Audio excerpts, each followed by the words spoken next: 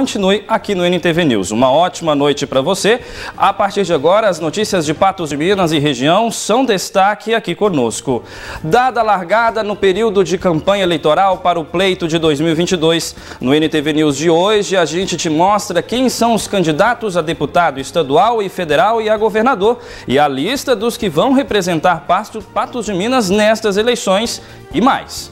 O feriado é marcado por disparos e apreensões de arma de fogo em Patos de Minas. Minas Gerais lidera ranking de acidentes de trânsito. Novas regras do auxílio-doença visam agilizar concessão do benefício a quem aguarda há mais de 30 dias. Mulheres são maioria no eleitorado, mas pouco representadas no cenário político. Essas e outras notícias a partir de agora no NTV News, que está no ar.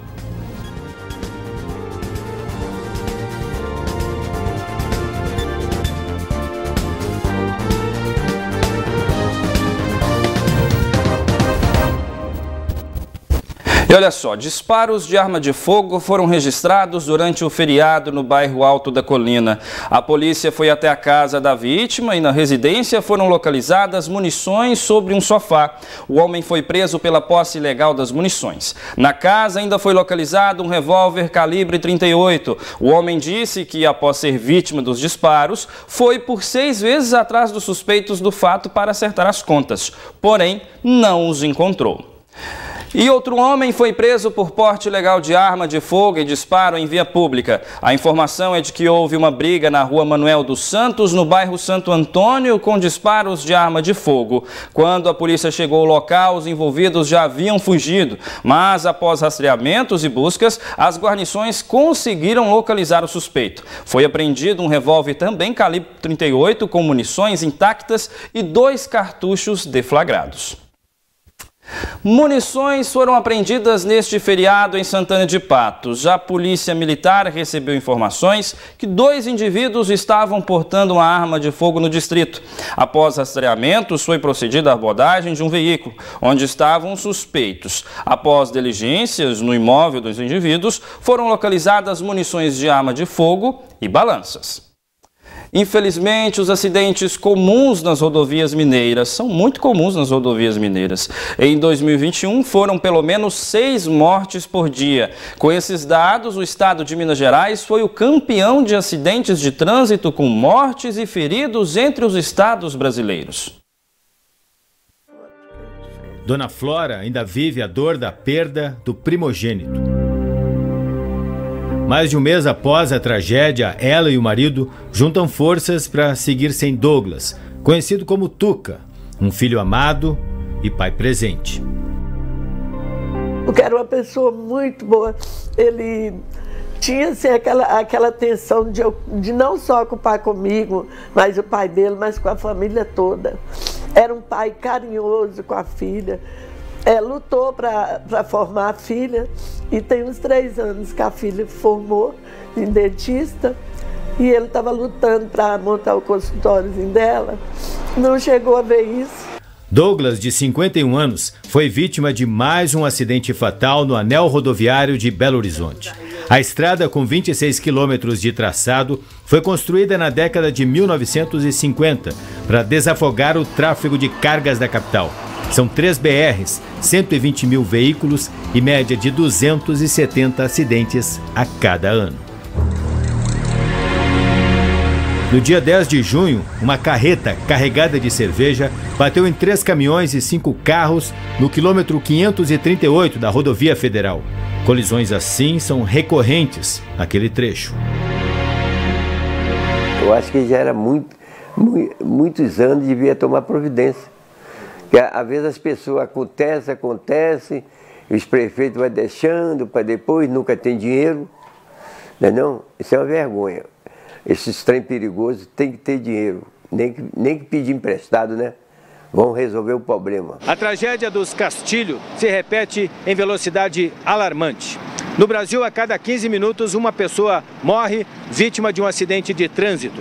E a cada 2 minutos, outra fica com sequelas por causa dos ferimentos.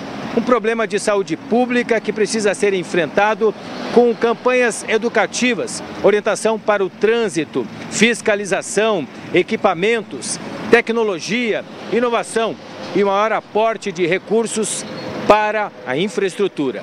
Acidentes ocorrem por diferentes fatores, isolados ou não. As condições do veículo, da via e a condução pelo motorista. Há metodologias, tecnologias e equipamentos disponíveis para reduzir os impactos dos acidentes. Esse conceito é conhecido como rodovias que perdoam.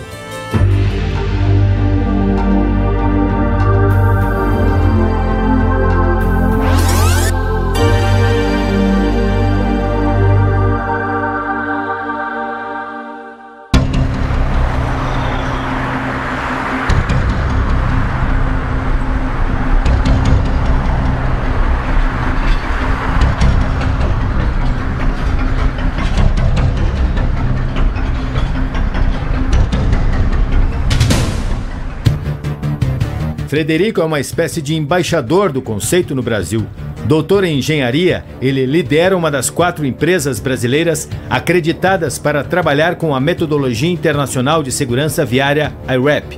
Essa é a sigla em inglês para o Programa Internacional de Avaliação de Estradas, aplicada em mais de 100 países. Duvido que alguém teria coragem para reduzir o custo de um apartamento no 8º andar de um prédio, negociasse com a construtora o seguinte: não, me dá 10% de desconto e tira a proteção da varanda, deixa a varanda sem proteção e a gente só pinta uma linha embaixo falando para as pessoas, não passe dessa linha. Mas a gente acha normal, a gente vê várias notícias, veículo cai em ribanceira, ônibus despenca em ribanceira, a gente vê essas notícias frequentemente, a gente acha normal, a pessoa dormiu, devia estar falando no celular. Não, esse é o típico exemplo de uma rodovia que não perdoa. Frederico foi um dos coordenadores técnicos de um relatório elaborado pelo Observatório Nacional de Segurança Viária, em parceria com o Ministério da Infraestrutura. O documento, publicado em 2021, recomenda a adoção de soluções de baixo custo e com forte impacto nos locais de sinistros, mais recorrentes em cada rodovia. Muitas vezes, quando se faz a concessão de uma via, se preocupa com os contornos urbanos que têm que ser feitos, com as duplicações que têm que ser feitas. Mas e a implantação de contenção lateral nos trechos existentes que não vão ter ampliação de capacidade? Isso também tem que ser considerado na modelagem, porque esse é o tipo de sinistro, por exemplo, que mais mata nas nossas vias urbanas brasileiras. Especialistas em segurança recomendam há anos a instalação de uma área de escape no trecho onde ocorrem os acidentes mais graves no anel rodoviário. A Prefeitura de Belo Horizonte entregou neste domingo, 31 de julho, a área de escape do anel rodoviário. O equipamento fica no quilômetro 541, sentido Vitória. Para a execução foi necessária uma autorização do governo federal, já que a via é de competência da União. Eu acho que nem deveria deixar essas carretas passarem em um lugar onde o trânsito é bem alto, passe por outro lugar, para não deixar uma dor tão triste, tão profunda igual nós estamos passando.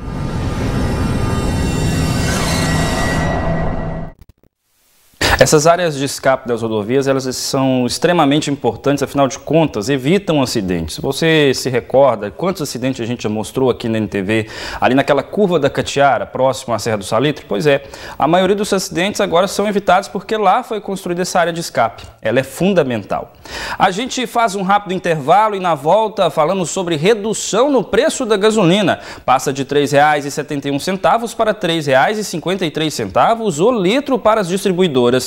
E novas regras do auxílio-doença visam agilizar concessão do benefício a quem aguarda há mais de 30 dias.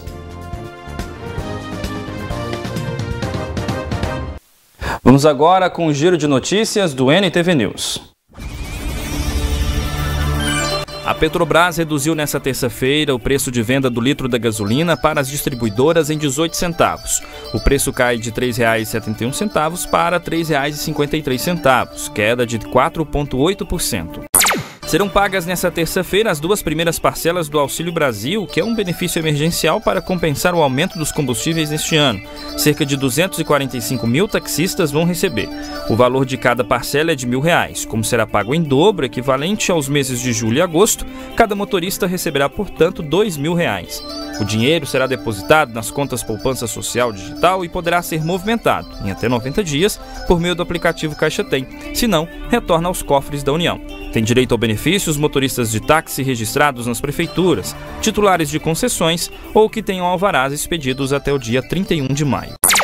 De acordo com um relatório divulgado essa semana pela Agência Nacional de Telecomunicações, a Anatel, durante o primeiro semestre de 2022 foram registradas um total de 951,3 mil reclamações contra prestadoras de serviços de banda larga fixa, TV por assinatura e telefonias móvel e fixa. De acordo com a Anatel, o número de queixas apresentadas junto ao Serviço de Atendimento ao Consumidor representa um volume de 6,5% menor do que o registrado no segundo semestre de 2021. Uma nova medida que está em vigor até o fim deste mês pode ajudar quem está aguardando perícia para testar incapacidade temporária pelo INSS. O objetivo é agilizar a concessão do benefício para quem está esperando há mais de 30 dias. Na tentativa de sanar a sobrecarga no atendimento, o INSS, juntamente com o Ministério do Trabalho e Previdência, publicaram uma portaria para agilizar a concessão de auxílio-doença. A proposta é que laudos e atestados médicos possam substituir as perícias médicas, uma das principais causas do atraso para a liberação do benefício. A análise documental online pode ser solicitada no caso de o segurado estar há mais de 30 dias aguardando a marcação da perícia. Tem algumas coisas importantes aqui que o segurado deve se atentar. A primeira delas é que esse relatório médico ele pode ter no máximo 30 dias, desde a data que ele foi emitido até a data que o segurado vai fazer o pedido do benefício. E é importante que esse relatório ele venha descrevendo qual que é a doença ou o acidente ali que aquele segurado sofreu e que acarretou uma incapacidade para o trabalho. Tem que vir, de preferência, com o CID, e também é importante constar o período em que esse segurado precisa ficar afastado do trabalho. A documentação deve ser enviada pelo portal do Instituto em meu.inss.gov.br. Mas o segurado deve ficar atento, porque existem algumas restrições quanto à concessão pela análise documental. O máximo de tempo que esse segurado vai conseguir esse afastamento via análise documental sem perícia presencial é por 90 dias. Então, seja pedidos intercalados ou uma concessão consecutiva, ela não vai ultrapassar 90 dias. Se ele estiver solicitando ali um benefício de auxílio acidente, que é um benefício decorrente de um acidente que deixou uma sequela que reduziu a capacidade laborativa do trabalhador, aí ele não vai conseguir fazer via análise documental. Esse procedimento, que dispensa a perícia médica, estará em vigor até o final deste mês, podendo ser prorrogado a critério do INSS. Para esse advogado previdenciário, essa iniciativa pode ajudar como solução paliativa, mas existem muitos outros problemas. Por isso, sempre é importante ter o auxílio de um profissional. Isso é uma tentativa de resolver apenas uma parte de um pequeno problema da Previdência Social, porque aí nós temos vários outros de inconsistência do sistema, até de dificuldade do próprio segurado acessar o sistema da Previdência. E mais do que isso, a gente tem tido problemas até mesmo quando é marcada a perícia presencial. A pessoa tem que sempre guardar, quando ela chega na agência do INSS para uma perícia presencial, ela vai receber lá um documento de protocolo ali, uma ficha de que ele compareceu. E aí sempre guardar, sempre traz isso de volta, porque se acontecer esse problema de perícia negada por falta de comparecimento, no qual a pessoa de fato foi até a perícia, ela vai ter ali documentalmente como demonstrar para o INSS que teve um equívoco ali, seja do sistema, seja do médico perito, de que ele compareceu, e aí eles vão apurar o que aconteceu, vai abrir um procedimento, e se for o caso, o benefício vai ser concedido.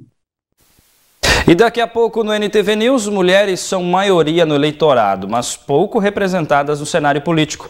E a dada largada no período de campanha eleitoral para o pleito de 2022. No Brasil, 53% dos eleitores são mulheres e, apesar de ser a maioria do eleitorado e das políticas de igualdade de gênero no cenário político, elas ainda são menos representadas. De acordo com o TSE, os homens correspondem a 67% do total de pedidos de candidatura para o pleito de outubro, o que representa quase o dobro do total de mulheres. Dos mais de 156 milhões e 400 mil eleitores que vão poder participar do pleito deste ano, 53% são mulheres, o que representa um pouco mais de 82 milhões e 300 mil eleitoras. E 74 milhões são homens, o que equivale a 47%. O estado de São Paulo, que sozinho detém 22% dos eleitores do país, tem cerca de 18 milhões e 300 mil mulheres aptas ao voto, enquanto os homens somam 16 milhões e 200 mil. Na segunda posição do ranking, o eleitorado mineiro é formado por 8 milhões e 500 mil mulheres e 7 milhões e 700 mil homens. Já no Rio de Janeiro, terceiro maior colégio eleitoral brasileiro, 6 milhões e 900 mil votantes são do gênero feminino e 5 milhões e 900 mil do gênero masculino. Mas esses números expressivos ainda não se refletem em assentos políticos e de poder. Segundo o TSE, nesses espaços, as mulheres continuam pouco representadas. Nas eleições gerais de 2018, apenas 6 das 81 vagas do Senado Federal foram conquistadas por mulheres. Na Câmara, dos 513 eleitos, somente 77 eram do sexo feminino, e em 2018 apenas uma governadora foi eleita. Para incentivar a entrada e a permanência das mulheres na política, o TSE lançou em junho de 2022 a nova campanha Mais Mulheres na Política 2022. A campanha enfatiza a diferença entre o Brasil real, de forte presença feminina, e o Brasil político, universo no qual as mulheres ainda são minoria. Na avaliação do presidente da Corte, ministro Edson Fachin, a democracia sem a expressão do feminismo se atrofia e se torna uma mera formalidade e perde a representatividade. Para o ministro, a democracia, para ser plena, tem que apresentar a sua face feminina. E a questão de representatividade também, né? E olha só, foi dada a largada para mais um período de campanhas eleitorais. A partir de agora, todos com registros de candidaturas junto ao TSE estão autorizados a pedir votos nas ruas. Vejamos alguns números e curiosidades sobre os candidatos em Minas Gerais. Em Minas Gerais, o total de candidatos para todas as vagas alcançou 2.500, número 5,1% maior que nas últimas eleições gerais em 2018, quando houve 2.374 candidaturas. 10 candidatos estão na disputa ao cargo de governador em Minas Gerais, registrados no TSE. Cabo Tristão, do PMB, Carlos Viana, do PL, Indira Xavier, da UP, Calil, do PSD, Lorene Figueiredo, do PSOL, Lourdes Francisco, do PCO, Marcos Pestana, do PSDB, Renata, do PCB, Vanessa Portugal, do PSTU e Zema, do Novo. São 5 mulheres e 5 homens, a primeira vez com equilíbrio de gêneros no estado.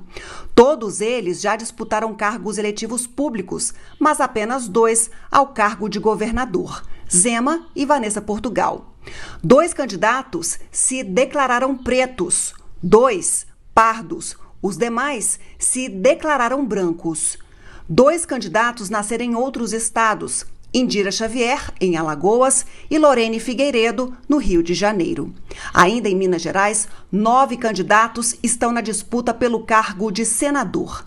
A deputado federal estão registrados no TSE 1.071 nomes para disputar as 53 cadeiras disponíveis, uma média de 20 por vaga. A deputado estadual estão registrados 1.382 candidatos, que disputam 77 cadeiras disponíveis, média de 17 por vaga.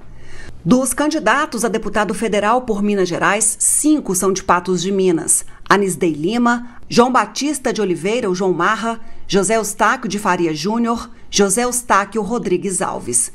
Já a deputada estadual 13 são de Patos de Minas. Águida Helena Vieira, Belchor Luiz de Brito, Sargento Brito, Brás Paulo de Oliveira Júnior, Carlúcia Ferreira, Doutor Eli, Isaías Martins de Oliveira, José Lucilo da Silva Júlio, Ludmila Fonseca Azevedo Falcão, Marco Aurélio Ferreira Atanásio, o Major Aurélio, Marilene Pereira Silva, Nergiton Geraldo de Souza, Rildo Rodrigues do Carmo e Tiago Queiroz.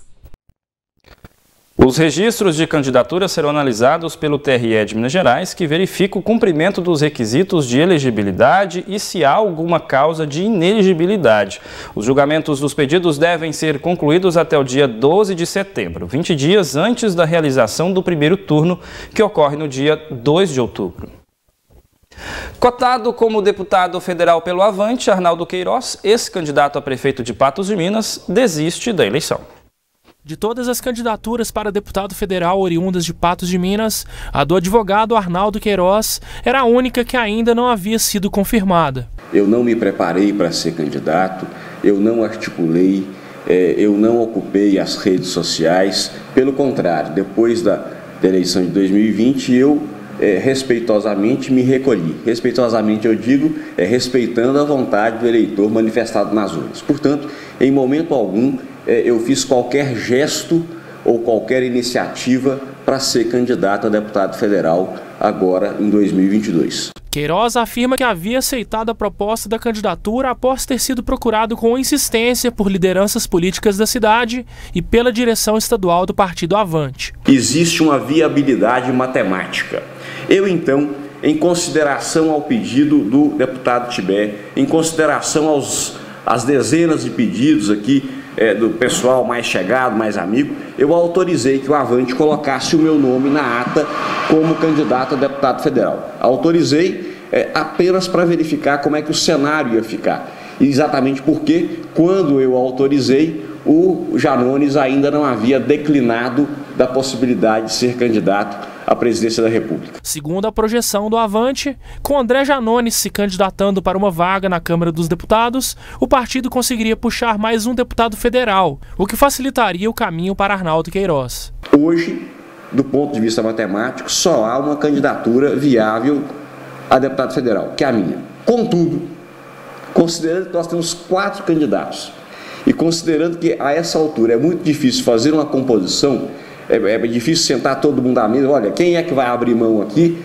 para o bem de Patos, para que Patos de Minas possa voltar a ter um deputado federal. Isso hoje é muito difícil. Por quê? Porque esse pessoal que já anunciou, já está com a candidatura muito adiantada e certamente não vão recuar. Mesmo com a suposta projeção matemática favorável, Arnaldo Queiroz preferiu declinar da candidatura. Não sou candidato a deputado justamente pensando no bem da nossa cidade. É inaceitável que Patos permaneça por mais 4 anos sem ter um representante na Câmara Federal. Contudo, a minha previsão, infelizmente, é que isso deve acontecer.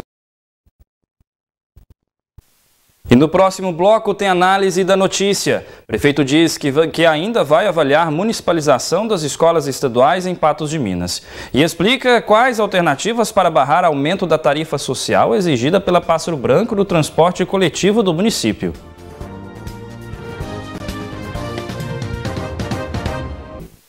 O prefeito de Patos de Minas, Luiz Eduardo Falcão, informou que deve reavaliar a municipalização das escolas estaduais. Segundo o chefe do Poder Executivo, alguns pontos da mudança, como a aposentadoria dos servidores, podem ser negativos para o governo municipal. Pois é, esse é um tema bastante discutido em todo o estado de Minas Gerais. Em Patos de Minas, 3 escolas devem se tornar municipais nos próximos anos. A primeira é a Escola Estadual Cônego Getúlio, que tem 32 turmas e 838 matrículas. A segunda, a Escola Estadual Monsenhor Fleury, com 24 turmas e 670 matrículas. E a terceira é essa, a Escola Estadual Professor Modesto, com 22 turmas e 500 579 matrículas. São escolas da rede estadual que devem, então, passar a ser municipais nos próximos anos. De acordo com o prefeito de Patos de Minas, Luiz Eduardo Falcão, houve uma proposta do governo do estado de 60 milhões de reais, o que daria para reformar muitas escolas e fazer algumas obras na cidade. Só que ainda essa proposta não foi aceita pelo Poder Executivo, até porque, segundo Falcão, é necessário avaliar a questão da aposentadoria dos profissionais da educação. Vamos ouvir. A Constituição Federal deixa muito claro qual parte é de responsabilidade dos municípios no que se refere à educação e qual parte é de responsabilidade do Estado. A gente entende isso, por isso a gente está discutindo a municipalização de modo a organizar melhor. De fato, a proposta que o Estado fez para nós, a gente foi melhorando ela, chegou a um patamar até de 60 milhões de reais, que é suficiente sim para reformar várias escolas, construir. O Estado assumiria a parte de mão de obra, né, dos funcionários, só que a nossa preocupação é quando esses funcionários se aposentarem, aí o município teria que assumir isso. Então a gente está em discussão, não tem nenhuma pressa em relação a esse assunto por parte do município, enquanto não for 100% viável para o município, para os servidores, para todo mundo, principalmente com foco no aluno, a gente não vai aprovar nada precipitadamente, né? A gente não vai fazer isso esse ano, posso adiantar para vocês aqui, e isso segue em discussão. No caso, se fosse para acontecer, a mão de obra seria do Estado, por exemplo, os professores não teriam que sair das suas escolas. Sim, o compromisso do Estado seria de assumir isso. Nossa preocupação é com o futuro. Agora tudo bem, realmente financeiramente é viável, as responsabilidades ficariam por conta do Estado, mas como eu disse, tem que pensar a médio e longo prazo, com a aposentadoria dos servidores, como é que a gente assumiria isso, entender direitinho se vai haver incremento nos repasses para a gente absorver essa maior necessidade de mão de obra. Então é um projeto que não pode ser feito com pressa, a gente está discutindo com a calma e com o cuidado que ele merece. Enquanto isso, os profissionais da área da educação seguem no impasse e sem saber o que vai acontecer nos próximos meses em Patos de Minas. As imagens são do Gustavo Brito, Rafael Ribeiro, direto para o jornalismo da NTV. E com essa a gente abre a análise de notícias dessa terça-feira aqui no NTV News. E aqui ao meu lado o jornalista e apresentador Gui Boaventura, que comenta a notícia. Boa noite, Gui, seja bem-vindo. Boa noite para você, Matheus. Boa noite ao nosso telespectador. Um verdadeiro balaio de gato essa movimentação aí em torno das escolas, né? A repassagem das escolas para o município, com a competência do funcionalismo, dos professores ficando a cargo do Estado. Como é que vai funcionar isso, hein? Quem é que vai fazer o que vai ser ministrado na escola? Vai ficar na competência de quem? O professor vai ganhar do Estado, mas tem que obedecer ao município, não vai ter ingerência do Estado. Como é que vai ser essa situação? Verdadeiro balaio de gato. Vai ficar uma miscelânea e esse funcionário, esse professor, ele vai ficar recebendo do Estado até se aposentar. Um dia ele vai se aposentar. Porque o dinheiro vem aí 60 milhões de reais para reformar a escola, para construir escola, para etc, etc. Ótimo, isso é um cheque pré-datado, né? Te dou 60 milhões agora, mas a conta, você vai me dando cheque pré-datado aqui, a conta você vai pagar quando acabar esses 60 milhões.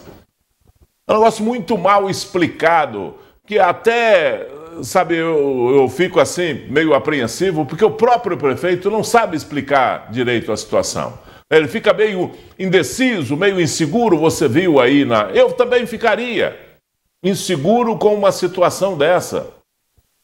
Porque a Constituição Federal manda que o ensino fundamental seja de responsabilidade do município. Ótimo! Mas e o que já está aí, que era lá da Constituição passada, que era lá de anos anteriores, que estava em outra época? Por que não resolveram agora? Por que não resolveram antes? Vão resolver agora, aqui em Patos de Minas. O que tem uma apreensão em relação aos professores, os professores estão fazendo campanhas aí para não passarem a escola para o Estado.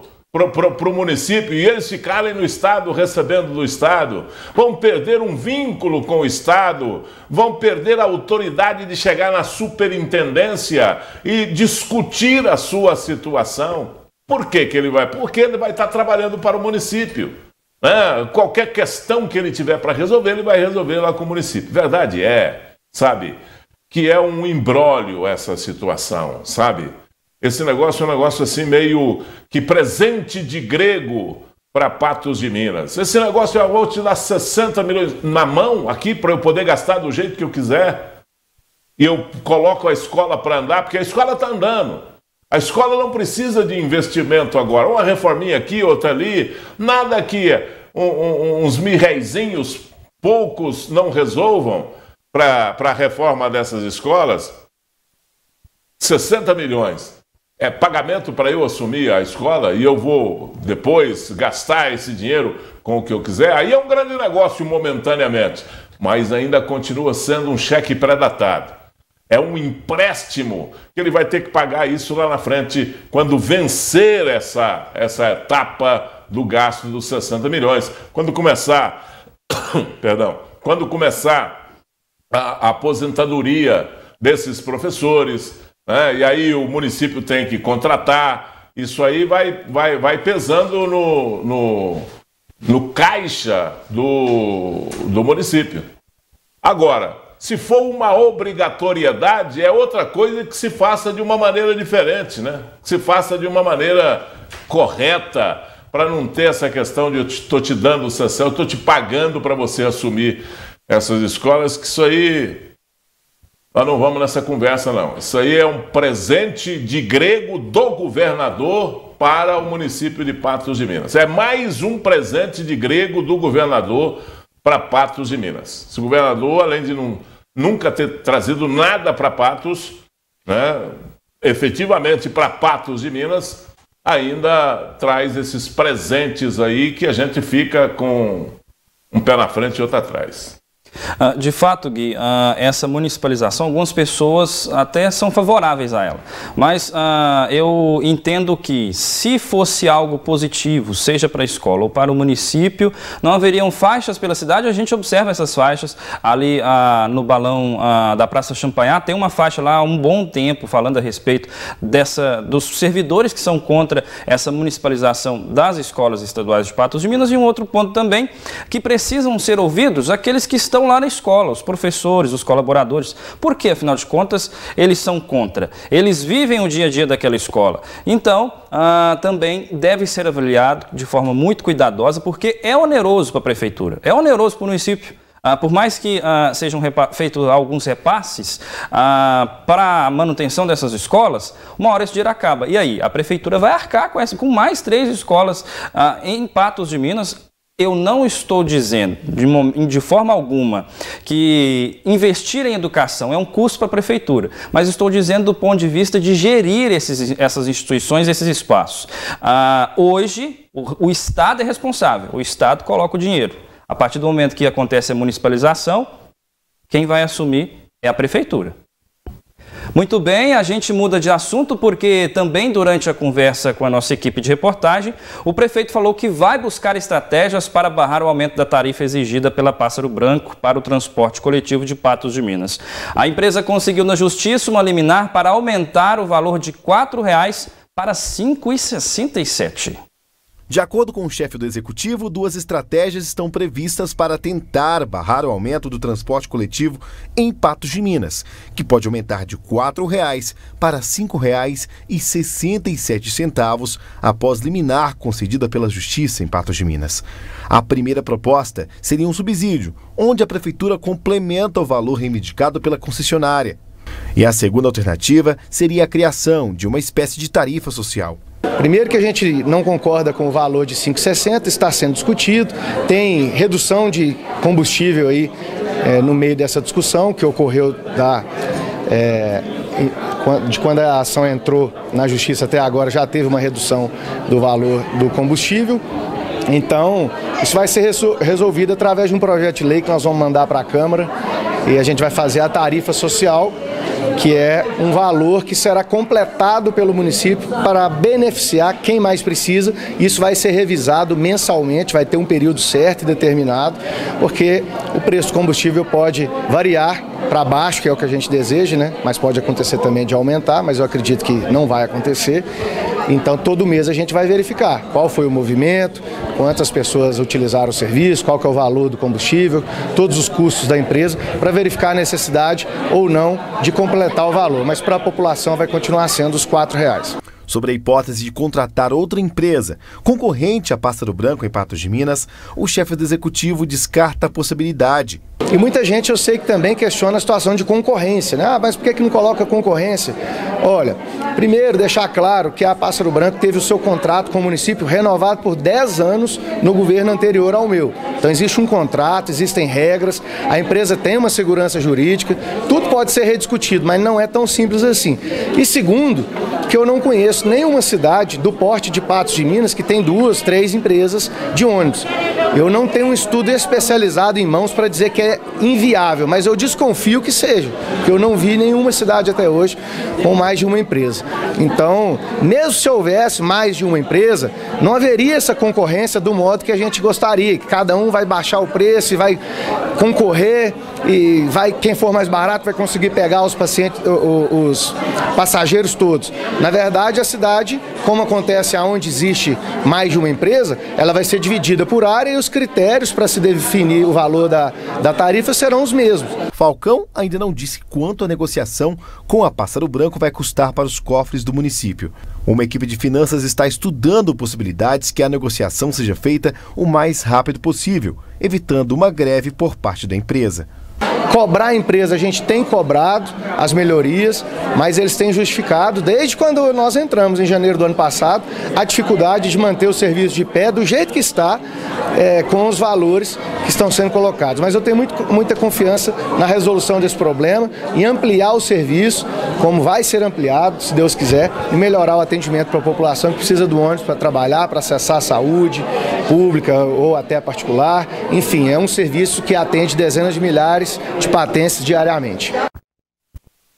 Gui, a Pássaro Branco, ela teve o aumento da passagem permitida em janeiro deste ano. A passagem era R$ 3,20 no cartão e R$ 3,50 no dinheiro. Passou para R$ 4,00, tanto faz se for dinheiro se for cartão. Com a promessa de melhorias no atendimento a novos bairros da cidade e também ampliação de horários. Só que hoje, consultando a planilha de horários da aviação Pássaro Branco, alguns bairros aos fins de semana têm o coletivo, mas de 2 em 2 horas. Então isso impulsiona as pessoas a não quererem andar no coletivo, porque os compromissos não são de 2 em 2 horas. Mas a prefeitura agora vai bancar a Pássaro Branco? É mais ou menos assim? Não é a prefeitura que vai bancar a Pássaro Branco, é você. Andando ou não andando de ônibus, você vai bancar. É apenas de qual bolso que vai sair o dinheiro. Se é do bolso do lado esquerdo ou se é do bolso do lado direito. Para pagar a Pássaro Branco. Ela já ganhou uma liminar e me parece que o recurso não está andando. Então, mas está tudo certo, eu acho que aí é uma outra competência, uma outra discussão. Vamos discutir de onde vai sair o dinheiro. Se for para o preço da passagem, sai do bolso do usuário. Se não for do preço para o preço da passagem, vai sair do bolso de todo mundo. Do meu, do seu, independente se você anda ou não anda de transporte coletivo. Vai sair do caixa único da prefeitura, onde todo mundo paga lá os seus impostos, IPTU, ICMS, ISS, né? Um punhado de imposto, um punhado de taxa que se paga e dinheiro que vem para o caixa da prefeitura, com repasses do Estado, da União, vai tudo para esse caixa e desse caixa vai sair o dinheiro para subsidiar a Pássaro Branco. Eu não estou dizendo aqui que a Pássaro Branco não merece o aumento na tarifa do ônibus. Isso é uma outra discussão. É preciso que se divulgue qual é a comissão, quem é que está na comissão, e essa comissão precisa falar para dizer se está certo ou se está errado o preço da passagem. E é uma planilha, e não é só o preço do combustível que está nessa planilha ou que pesa nessa planilha.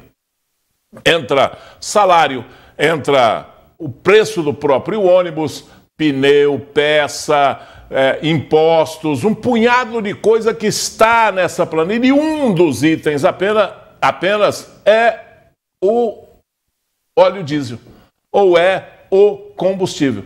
Apenas um desses itens. Agora, é preciso que essa planilha seja clara, como faz em todas as outras cidades que eu conheço. Essa planilha que seja divulgado por quê que o custo da passagem, que é calculado pela despesa geral, dividido por despesa geral mais lucro, né?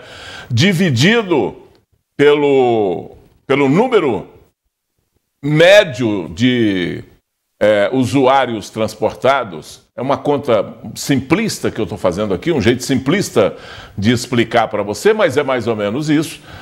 Agora, isso precisa ser divulgado. Cadê a comissão? Quem é essa comissão? Que isenção tem essa comissão para fazer essa análise do preço do transporte coletivo em Patos de Minas? E aí é que vem a outra coisa. Por quê? Por que eu estou perguntando isso? Porque o dinheiro que vai usar para pagar esse subsídio é nosso. É seu daí que está me acompanhando aí. Aí acompanhando. Esse dinheiro é dinheiro que você, todo mundo, paga imposto e vai para o caixa da prefeitura para ser administrado. E aí se resolve, para pacificar a situação, não, eu te pago aqui um subsídio e depois a gente discute isso lá para frente. Acho que não é um bom negócio. Acho que não é isso um acerto, como isso já aconteceu em outras épocas, e eu pensei da mesma forma, que não era uma maneira muito honesta, muito definitiva, porque isso é medida paliativa, e medida paliativa com dinheiro do povo. Isso não se faz. É preciso ser mais claro, é preciso ser mais transparente. Verdade é que é preciso que essa comissão que faz essa planilha venha a público e dê luz nessa informação, dê luz nessa planilha. Se é justo, quem é que vai discutir o justo para o preço da passagem? Ou é porque é ano eleitoral, a gente tem que fazer manobras para não desgastar ou para não contrariar o eleitor? Se for isso também, está tudo certo. É isso mesmo que acontece. Nós estamos cansados de ver isso acontecer. Agora, é preciso isso ser transparente, já que está na justiça, apresente isso na justiça. Olha, é justo, se é justo que o usuário pague pelo transporte coletivo. Não é justo meter a mão nos cofres da prefeitura ou no cofre da prefeitura para tirar dinheiro da operação tapa-buraco, para arrumar as estradas vicinais, né, para investir em áreas na estrutura do atendimento público de saúde, para investir em diversas outras, na educação propriamente dita, para pagar subsídio para a empresa do transporte coletivo. Tudo tem que ser feito às claras e honestamente. É isso que tem que acontecer. Agora, se você falar assim, porque a Pássaro Branco é o seguinte, a Pássaro Branco está no caminho dela, está exercendo o seu direito de pedir o aumento de passagem, tanto é que ganhou na justiça. Tranquilo, sem nenhuma discussão. Agora, isso do outro lado precisa ser administrado de uma outra forma. Não pode ser assim, simplesmente, com uma ação simplista de tirar o dinheiro da prefeitura e dar para Pássaro Branco para evitar greve, para evitar falta de atendimento, sabe? Num transporte coletivo que não sei de quem que é a competência. Uma vez eu falei isso aqui, a empresa achou o fim do mundo e que achou que eu não sabia disso, mas isso é tudo contratual, tem que estar no contrato de concessão. Nós não temos ponto de ônibus, nós temos uma plaquinha, você vai nos bairros, é uma plaquinha, e às vezes com mato alto, uma sujeira dos diabos, o consumidor desse tipo de serviço, que é o usuário do transporte coletivo, é muito maltratado. É tratado como, sabe, de qualquer forma, de qualquer jeito. Isso é o maior absurdo. Nós não temos nenhum investimento no ponto de ônibus. Vamos ter investimento mais aonde? Onde que vai passar? Primeiro faça a estrutura do que está aí, porque o que está aí não tem uma estrutura para atender com dignidade, nem estrutura nos pontos de ônibus, não tem estrutura nas linhas, né? Que conforme disse o Matheus, tem linha aí que, sabe, passa de 2 em 2 horas num bairro, né? Rotas que foram mudadas porque uma rua está cheia de buraco, a outra não tem asfalto. Então, essa estrutura, essa infraestrutura, ela tem que funcionar. Isso é o básico. E não funciona em Patos de Minas. Agora, discutindo a passagem, é uma medida paliativa e é uma medida para empurrar o problema com a barriga para o próximo ano, né? Não aumenta a passagem de 4 para 5,60 agora, mas a hora que chegar no fim do ano, vai se cobrar R$ 8,00 numa passagem aqui em Patos de Minas. É assim que vai ser? Cadê a planilha? Mostrem a planilha. Mostrem como é feita essa valoração da passagem do transporte coletivo em Patos de Minas. Isso é extremamente importante para o usuário, principalmente, e para nós que pagamos impostos. O patente, as pessoas precisam ser induzidas a utilizar o transporte público. E hoje, fazendo uma conta muito rápida, o valor da passagem... Esse negócio de induzir a usar o transporte coletivo, isso é bobagem. A pessoa só usa aquilo que precisa. Esse negócio porque o transporte coletivo, ele é bom para quem não tem o dinheiro para andar de carro, ele é bom para quem não tem a moto, para quem... Isso é a mesma coisa de falar que você tem que ir no campo de futebol, mesmo com o time perdendo, para apoiar o time. Isso é bobagem, isso é ilusão, isso é tapiação para o povo. Isso não existe. Mas, Gui, levando em consideração o valor da passagem atual hoje, é em torno de R$ 330 uma pessoa utilizar o transporte 4 vezes ao dia, durante 20 dias no mês, em torno de R$ 330. Se acontecer esse aumento, vai ir para quase 450. Então, acaba que as pessoas preferem comprar uma moto, utilizar uma outra forma de transporte, até mesmo carros por aplicativo, do que o coletivo que... Só para terminar esse assunto, Matheus, ele não prefere, porque ele não tem o dinheiro para pagar a passagem. Ele não vai ter o dinheiro para comprar a moto.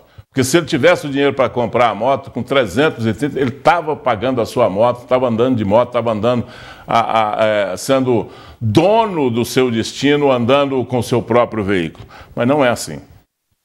Muito bem, a gente vai para um rápido intervalo e na volta tem mais análise da notícia. Vacinação contra a Covid-19 em crianças de 3 a 4 anos é interrompida em Patos de Minas por falta de doses da Coronavac. E o município entrega a reforma da unidade de saúde da família do bairro Alto da Colina, que era tão aguardada pelos moradores.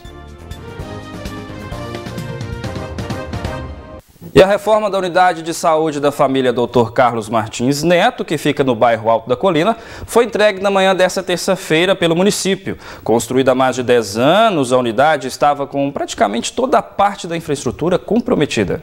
Muros pintados e salas médicas de vacina reformadas. A reforma também fez reparos elétricos, hidráulicos e de alvenaria. Ao todo foram investidos cerca de R$ 150 mil. Dinheiro do Caixa do Governo Federal e da Prefeitura Municipal, através da Secretaria Municipal de Saúde. O recurso, uma parte é vinculada, a outra parte é ordinário, que a gente conseguiu aí captar, do Governo Federal essa parte vinculada para promover essa quantidade de reformas. Então, e aí nós vamos ter mais também, nós vamos ter aí reformas as próximas iniciando nas áreas rurais, não só na cidade, para contemplar todo mundo. Por semana, mais de 500 pessoas passam pela unidade de saúde do bairro Colina. Um número grande que deve ser atendido direto na unidade, sem a necessidade de ser encaminhada para a UPA, que sofre com a superlotação. A maioria é SUS dependente mesmo, Então a gente tem que estar aqui aberto, para poder estar recebendo essa população e desenvolver o trabalho da melhor maneira possível, Com amor, com dedicação, com educação. De acordo com esse vereador, A reforma da unidade, que fica na rua Zulmira Vieira de Araújo, número 595, no bairro Colina, era uma reivindicação antiga da população. A comunidade merece um posto de saúde, uma UBS, né, que vai te atender bem, que vai dar uma atenção bacana para a comunidade e que, né, tenha toda a estrutura que todas outras UBS aqui de Patos tem. A Unidade Básica de Saúde do bairro Colina, Dr. Carlos Martins Neto, foi inaugurada na gestão da prefeita Béia em 2010. Logo depois, começou a apresentar alguns problemas por causa do tempo, como infiltração, poeira e buracos na parede. A reforma foi feita e entregue na data de hoje e faz parte de um projeto da prefeitura que pretende reformar outras unidades na cidade. Até agora, 4 UBSs foram reformadas. Agora a próxima tem unidade do Várzea, que é uma unidade muito esperada pela comunidade, que é uma equipe uma unidade que não tinha sala de vacina, não tinha consultório odontológico, agora nós vamos ter tudo. E o espaço físico do SAMU regional e no mesmo prédio ali a CME municipal, que é a central de esterilização de material aí, que a gente já teve quando funcionava lá a UPA Marabá, depois foi descentralizada e fragmentada e agora nós estamos voltando com ela dentro de todas as normas da vigilância, toda certinha ali para atender a população. São mais de 50 obras e reformas em andamento nesse momento, fora as que a gente já entregou. Isso está sendo feito graças a um esforço de gestão, de eficiência, de fazer mais com menos. Esses recursos eles não vêm de forma automática do governo do estado e do governo federal. E a gente fica muito feliz de poder dar condições dignas de trabalho ao servidor. É isso, com essa notícia o NTV News fica por aqui. Obrigado, Gui Boaventura, por sua participação no News de hoje. Boa noite para você, Matheus. Boa noite ao nosso telespectador. O NTV News volta amanhã às 19 horas e eu amanhã no 30 minutos às 11h30 da manhã aqui na NTV.